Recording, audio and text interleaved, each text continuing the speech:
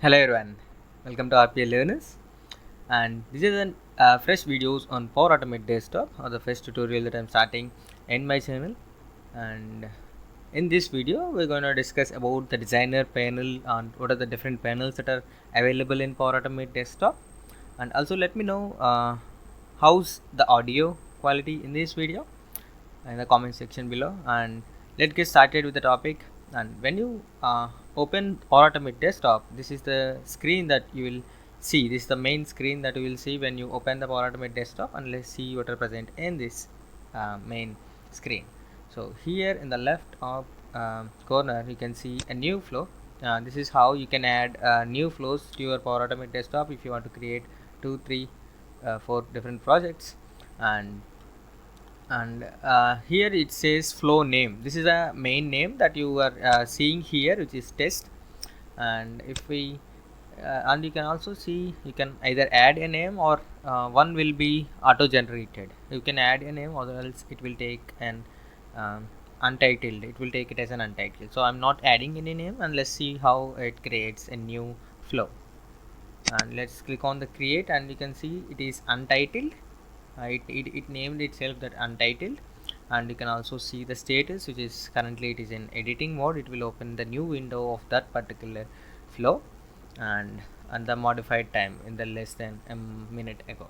And let's see the other things that are present here, which is settings, where you can change whether this need to auto start the application or close the application, keep running on close, keep the application running on the background, or display window notifications and the other things. And if you want to Microsoft to collect the data, you can take this, or else you can untick this. And if you want to see the documentation, you can go here in the help section. And if you have 20-50 different flows, and if you want to search a particular flow with the name, then you can search that here. And let's see on going here, and you can see this is the untitled Power Automate Desktop flow which is created now, just now. And let's go through one of the sections one by one, go through the section one by one and see what are the different sections that are available, or the different panels available in Power Automate Desktop.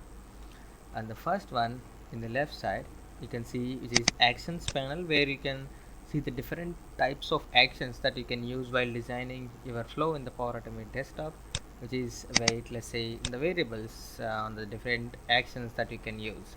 So let's discuss about those in the later videos. So this is the actions panel, where you can get all the actions that you can use while designing a Power Automate Desktop flow. And coming to the middle part here, you can see the main, which is the main workflow which will be executed while when you run the Power Automate Desktop flow. And if you want to create sub flows inside it, you can create them here by clicking on this plus icon. You can provide the name of the sub flow, and it will create the sub flow. So this is the sub flow. If you want to add more, you can click on plus after creating the sub flow. Let's say this is the subflow 1. If I click on save, this is the subflow that is created. If you want to add another other subflow, you can click on that. And this is the middle part where you design your automation steps. And coming to the right side, it is a variables panel, where you can see the variables of your Power Automate Desktop flow. Here it is input or output variables. If you can create either an input variable or an output variable for your process. And these are the flow variables that are created when you are using those actions in the designer planner. When you drag, let's say we are dragging an action which give you an output variable of integer, and it will give you an output variable, and you can change those names as well. And this is the part of variables panel here. And there are two more options that are available here. This is the variables pane, and there are UI elements pane here. Let's say we are working with a web automation, and you need to add the new UI elements, and you need to save them here. You can click on this add UI element, and you can save those UI elements as well. And coming on to this one, if we add any images that are associated with these related actions, those can be captured here. If you just click on capture, and let's say we drag that here, and let's say okay. So this is the image that is captured. You can rename it or delete it, and you can also create different folders here by clicking on this. You can create a new folder for every each and images that you are using. And let's delete this. So these are the image options that are present here, and this is the UI elements, and this is the variables panel. So these are the parts that are present in here. On the right side, on the left side we have actions, on the middle side we have the flow designer panel, and at the bottom you can see which is a status ready, that says it is ready to execute the flows. And there are 0 actions. You can see if you drag an action, it will show you the action and how many subflows that are present here in this Power Automate desktop flow. There are 2, this main flow and then the subflow. And this is the run delay between one action and the other action, and you can set this value to whatever the value that you require, and it is default, it is 100 seconds delay between each action to execute. And if you want to change it, you can change it at any time.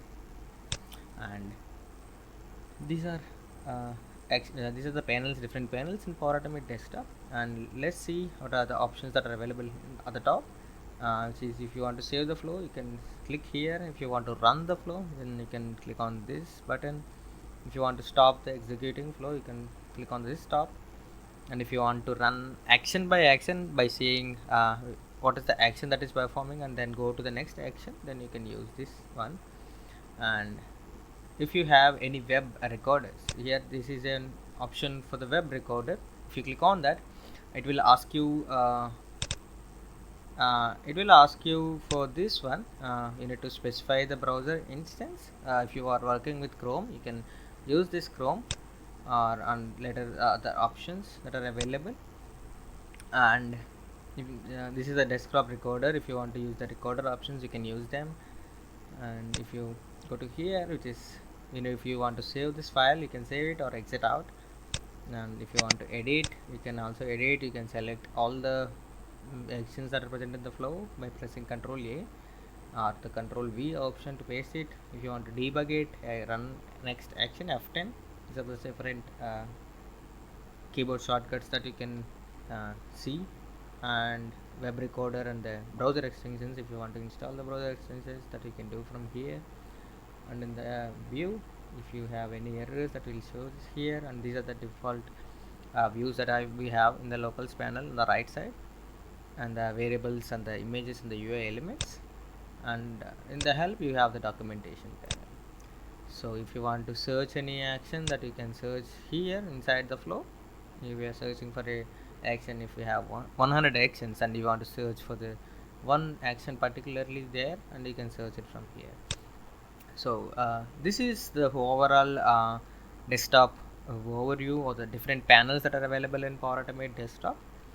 And that's it for this video. In the next videos, we're gonna continue with each action and what is the use of each action and where you can use it, and how those actions will be used in Power Automate desktop. And that's it for this video, and thanks for watching. And let me know the audio quality in this video, so that in future videos you can use the same.